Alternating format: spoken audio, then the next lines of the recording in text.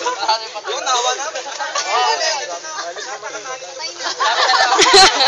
Oy, ganyan na.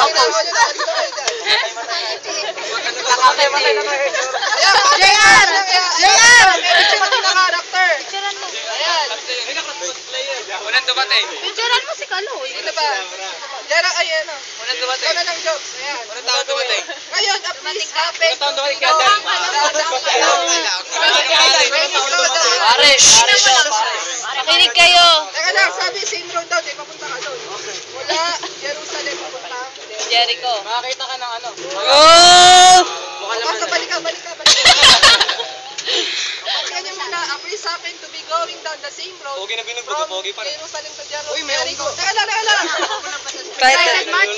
And when he saw the man, nakita mo daw yung lalaki. Minaligaw And when ng he saw unggo. the man, Dito.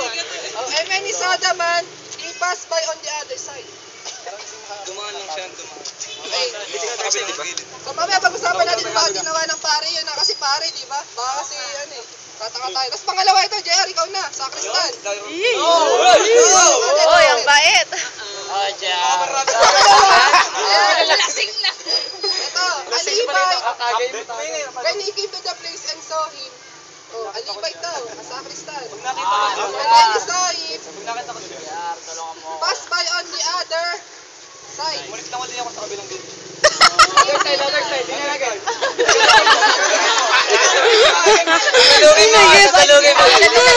Talugin mo.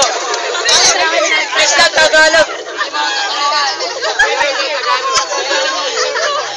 Kaya naman na lang. O pangalawa, may dumana sa sakristan. Ayun At na, sa tinagalog pagkakita na. sa lalaki, Nakita niya na yung lalaki. Nakita mo na.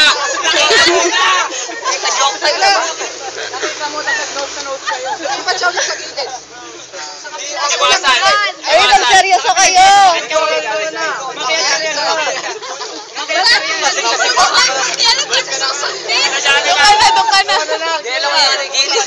Ay, yung mga nagsaside comment, mamaya. Upo ka na.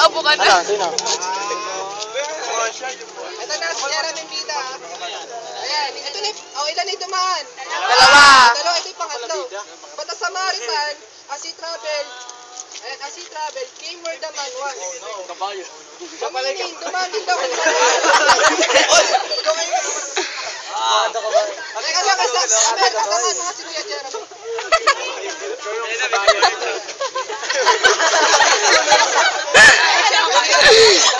Ano ka ba?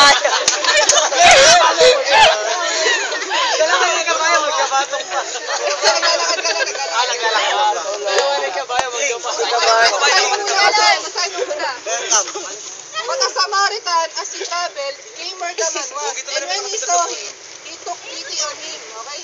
Nakaramdam daw ng Awa, di qualified eh. Tapos, nakaramdam daw ng awa.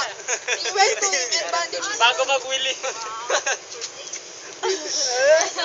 Dapat pala si Kuya John. Pangalawa, pouring on oil. Binuhusan daw ng langis. Boring, mahirap sa langis. Ang laki pala niya malalangis. Nga. Then, ayan na, America na. Then he put the man on his own donkey.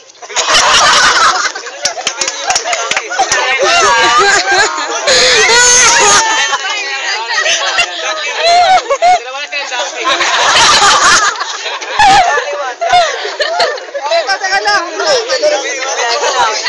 Ilagay pangalan eh. English ka ba, David? So, then he put the man on his own donkey, took him to an inn to take care of him. Teka lang, alam niyo ba inn? Inda. Inn.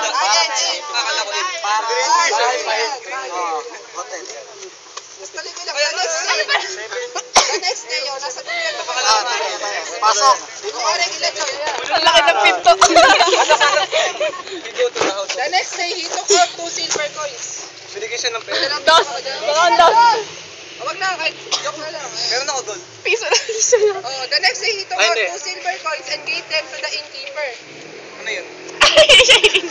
At sabi ni Boy, magtab ka ha. Look after him. And when I return, I will reimburse you for any extra expense you may have. Pabayaran na lang kita. Okay? yung kwento ni Jesus. Tapos, okay